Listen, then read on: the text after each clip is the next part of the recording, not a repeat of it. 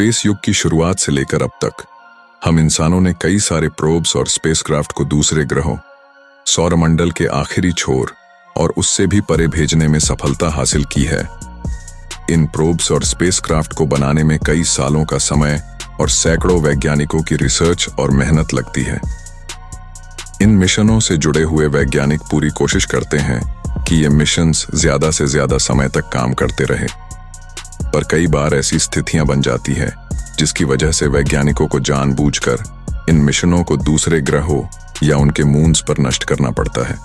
ऐसे में आज हम कुछ ऐसे मिशनों के बारे में जानेंगे जिसने दूसरे ग्रहों पर अध्ययन करते हुए अपना दम तोड़ दिया। दोस्तों, दूसरे ग्रहों और उनके मून्स का अध्ययन करने के लिए भेजे गए कुछ प्रोब मिशनों को इसलिए डिस्ट्रॉय कर दिया जाता है ताकि उस ग्रह और उनके चंद्रमाओं में पनप रहे जीवन को किसी प्रकार के बाहरी हस्तक्षेप से बचाया जा सके। वहीं कुछ प्रोब मिशनों को जानबूझकर उस ग्रह पर मरने के लिए धकेल दिया जाता है ताकि वह अपने आखिरी समय में भी उस ग्रह के एटमॉस्फेयर और इंटरनल स्ट्रक्चर्स के बारे में महत्वपूर्ण जानकारियां जुटा सके। ऐसे में हम एक एक कर ऐसे ही कुछ मिशनों के बारे में विस्तार से चर्चा करेंगे। Number 1, Galileo mission Jupiter 2003। Galileo अमेरिकी स्पेस एजेंसी नासा का एक ऑर्बिटर मिशन था जिसका मुख्य मकसद जुपिटर ग्रह के ऑर्बिट में रहकर इस ग्रह के कॉम्पोजिशन, स्ट्रक्चर और उसके मून्स का करीबी से अध्ययन करना था। गैलीलियो मिशन को 1989 में लॉन्च किया गया था, जो कि करीब 6 सालों की लंबी यात्रा के बाद सन 1995 में जुपिटर ग्रह के ऑर्बिट में सफलतापूर्वक दाखिल हुआ। गैलीलियो मिशन का एक्सपेक्टेड लाइफ स्पैन केवल 2 साल का था, पर नासा के वैज्ञानिकों के सूझबूझ के चलते इस मिशन को जुपिटर ग्रह के ऑर्बिट में करीब 8 साल पूरे हो चुके थे। पर 2003 की शुरुआत में गैलीलियो स्पेसक्राफ्ट का फ्यूल खत्म होने की कगार पर पहुंच चुका था। ऐसे में वैज्ञानिकों को इस स्पेसक्राफ्ट को लेकर एक बेहद ही कठिन फैसला लेना था कि क्या इस स्पेसक्राफ्ट को ऐसे ही जुपिटर ग्रह का चक्कर लगाने के लिए छोड़ दिया जाए या फिर इसे जुपिटर ग्रह के ऑर्बिट में जलाकर नष्ट कर दिया जाए। गैलीलियो मिशन ने अपने अंतिम दिनों में जुपिटर ग्रह के मून यूरोपा में मौजूद वाटर प्लूम्स और अंडर वाटर ओशंस की खोज की थी। यह एक बेहद ही बड़ी खोज थी जिसकी वजह से दुनिया भर के वैज्ञानिकों का ध्यान इस छोटे से आइसी मून की ओर गया था। ऐसे में कई वैज्ञानिकों का मानना था कि इस ग्रह के अंडर वाटर समुद्रों में किसी प्रकार का माइक्रोबियल लाइफ भी मौजूद हो सकता है, जिसकी वजह से वैज्ञानिक नहीं चाहते थे कि पोटेंशियली अर्थ जर्म्स और माइक्रोब्स से भरा हुआ गैलीलियो स्पेसक्राफ्ट जुपिटर ग्रह के ऑर्बिट में अनियंत्रित होकर जीवन से भरपूर यूरोपा मून से टकरा जाए। ऐसे में वैज्ञानिकों को गैलीलियो स्पेसक्राफ्ट को उसके फ्यूल के खत्म होने से पहले ही सावधानी पूर्वक जुपिटर ग्रह के एटमॉस्फेयर में डिस्ट्रॉय करना था। ऐसे में वैज्ञानिकों ने धीरे धीरे गैलीलियो स्पेसक्राफ्ट के ऑर्बिट को कम करना शुरू किया ताकि इसे जुपिटर ग्रह के एटमॉस्फेयर की ओर मोड़ा जा सके। और आखिरकार 2003 में यह स्पेसक्राफ्ट जुपिटर ग्रह के ऑर्बिट में जलकर नष्ट हो गया। पर अपने अंतिम दौर में भी इसने जुपिटर ग्रह के एटमॉस्फेयर में गोता लगाते हुए उसके मैग्नेटिक फील्ड, रेडिएशन बेल्ट और चार्ज्ड पार्टिकल्स से जुड़ी हुई कई महत्वपूर्ण जानकारियां जुटाई। Number 2, messenger hits mercury 2015। Mercury planet हमारे सौरमंडल का सबसे छोटा और सूरज से सबसे समीप मौजूद ग्रह है।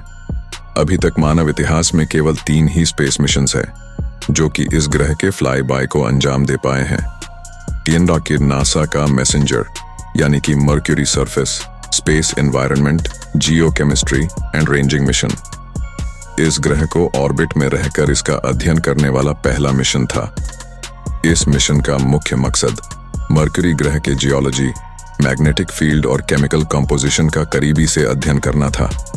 इस मिशन को अगस्त 2004 में लॉन्च किया गया था। धरती के 1, वीनस ग्रह के 2 और मर्क्यूरी ग्रह के 3 फ्लाईबाइज को अंजाम देने के बाद यह मार्च 2011 में मर्क्यूरी ग्रह के एक स्टेबल ऑर्बिट में दाखिल हुआ। यह मिशन मर्क्यूरी ग्रह के ऑर्बिट में रहकर करीब 4 सालों तक इसके जियोलॉजी, सरफेस, कॉम्पोजिशन और मैग्नेटिक फील्ड का अध्ययन करता रहा। पर 2014 के अंत में इस मिशन से जुड़े हुए वैज्ञानिकों ने अपडेट दिया कि अब यह मिशन अपने अंतिम दौर में पहुंच चुका है और आने वाले कुछ महीनों में इसका फ्यूल पूरी तरह खत्म हो जाएगा और यह मरक्यूरी ग्रह के सरफेस से टकराकर नष्ट हो जाएगा। और आखिरकार 30 अप्रैल 2015 को मैसेंजर स्पेसक्राफ्ट का फ्यूल खत्म हो गया और यह करीब 14,000 किलोमीटर प्रति घंटे की स्पीड से मरक्यूरी ग्रह के सरफेस से जा टकराया। इस टक्कर की वजह से मरक्यूरी ग्रह के सरफेस पर एक विशालकाय क्रेटर भी बन गया, पर सूरज के बेहद ही पास मौजूद होने की वजह से वैज्ञानिक धरती पर मौजूद टेलीस्कोप्स की मदद से इस इम्पैक्ट और क्रेटर का अध्ययन कर पाने में नाकाम रहे। पर वैज्ञानिकों को उम्मीद थी कि 2018 में लॉन्च किया गया बेपी-कोलंबो मिशन, जो कि 2025 में इस ग्रह के ऑर्बिट में पहुंचेगा, वह इस इम्पैक्ट क्रेटर और उसके सरफेस का करीबी से अध्ययन कर सकता है। Number 3, Cassini hits Saturn. 2017 Cassini mission को अमेरिकी space agency NASA, European space agency ऐसा और इटालियन स्पेस एजेंसी के जॉइंट कोलैबोरेशन के अंतर्गत बनाया गया था। इस मिशन का मुख्य उद्देश्य शनि ग्रह को ऑर्बिट करते हुए उसके रिंग्स, जियोलॉजी, कंपोजिशन और उसके मून्स का करीबी से अध्ययन करना था। कैसिनी मिशन को उसके हाइजेंस प्रोब के साथ 1997 में लॉन्च किया गया था। करीब 7 सालों की लंबी यात्रा और कई सारे ग्रेविटी असिट्स के बाद यह स्पेसक्राफ्ट 2004 में शनि ग्रह के ऑर्बिट में सफलतापूर्वक दाखिल हुआ। यह मिशन करीब 13 सालों तक शनि ग्रह और उसके मून्स का अध्ययन करता रहा, जिस दौरान इसने शनि ग्रह और जीवन से भरपूर इसके मून से जुड़ी कई महत्वपूर्ण खोजी की, जिसमें इसके मून पर मौजूद हाइड्रोकार्बन लेक्स और एनसेलेडस में खोजा गया वाटर प्लूम्स व अंडर वाटर ओशन प्रमुख है। पर 2017 के अंत में वैज्ञानिकों को यह आभास हो गया था कि अब यह मिशन अपने अंतिम दौर में है और इसमें केवल कुछ महीनों का ही फ्यूल बचा हुआ है। ऐसे में वैज्ञानिकों को एक बेहद ही कठिन फैसला लेना था। जैसे कि हमें पता है कि कैसिनी स्पेसक्राफ्ट न्यूक्लियर एनर्जी से पावर्ड था।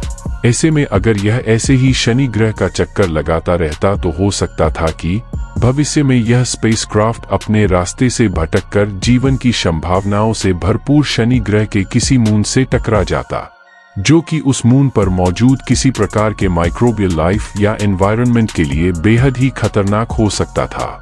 ऐसे में वैज्ञानिकों ने अपने इस प्यारे स्पेसक्राफ्ट को शनि ग्रह के एटमॉस्फेयर में हमेशा के लिए खत्म करने का बेहद ही कठिन फैसला लिया। 15 सितंबर 2017 को कैसिनी स्पेसक्राफ्ट ने शनि ग्रह की ओर अपना आखिरी सफर शुरू किया। इस समय कैसिनी शनि ग्रह के एटमॉस्फेयर में दाखिल हुआ, पर कोई साइंटिफिक मिशन के लिए नहीं बल्कि अपने आप को नष्ट करने के लिए। पर अपने आखिरी दौर में भी कैसिनी स्पेसक्राफ्ट शनि ग्रह के एटमॉस्फेयर से जुड़ी जरूरी जानकारियां धरती तक भेजता रहा। पर आखिरकार इसका एंटेना भी नष्ट हो गया और पूरा स्पेसक्राफ्ट जलकर शनि ग्रह के एटमॉस्फेयर में समा गया, बिल्कुल धरती पर होने वाले मीटियोर शावर की तरह। Number 4, deep impact hits comet Tempel 1। 2005 में नासा ने टेम्पेल 1 नाम के कॉमेट का अध्ययन करने के लिए अपना 372 किलोग्राम वजनी स्पेसक्राफ्ट उसमें क्रैश कर दिया था।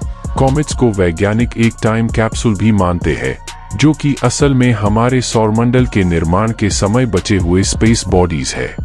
ये बिना किसी बड़े चेंजेस के कई बिलियन सालों से हमारे सौरमंडल में इधर उधर घूम रहे हैं।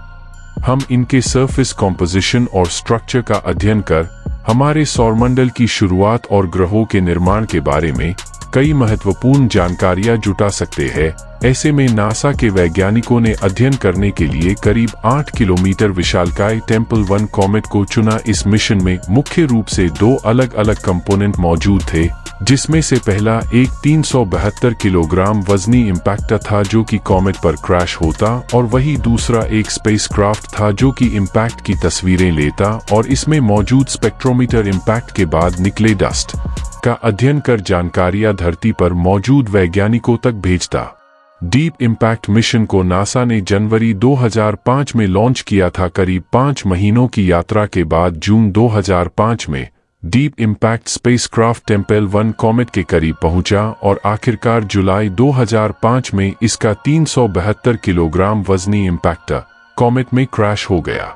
इस इम्पैक्ट की वजह से टेम्पल 1 कॉमेट के सरफेस पर करीब 150 मीटर चौड़ा और 30 मीटर गहरा क्रेटर बन गया और साथ ही इस टक्कर की वजह से बड़ी मात्रा में स्पेस डस्ट भी निकला।